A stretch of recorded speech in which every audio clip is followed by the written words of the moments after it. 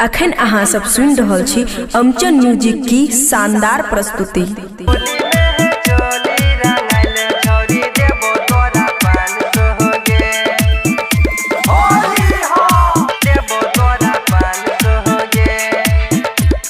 खुशी recording studio बलुआहा।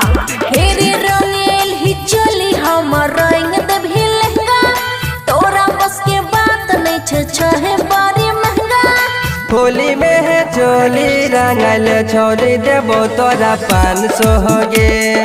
होली में है चोली रंगल छोड़ी देबो तोरा 500 हो गे।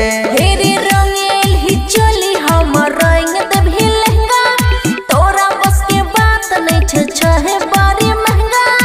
होली में है चोली रंगल छोड़ी देबो तोरा 500 हो गे। होली में है चोली रंगल छोड़ी देबो तोरा 500 हो गे।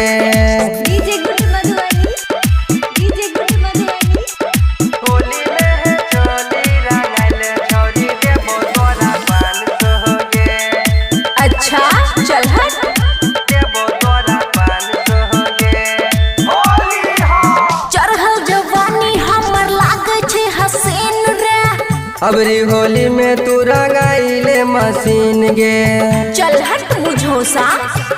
हाँ चढ़ल जवानी हमर लागे का मशीन रे। रे सुनना अबरी होली में रंगाइले मशीन गे।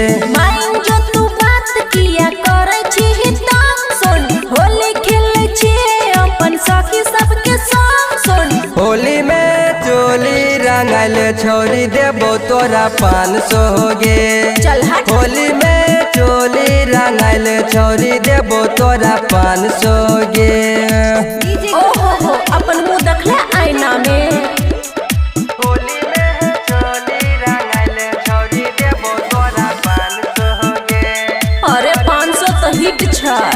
देबो तोरा 500 हो गे। होली हो राइटर सुनील किया छुए छी ही गाल रे।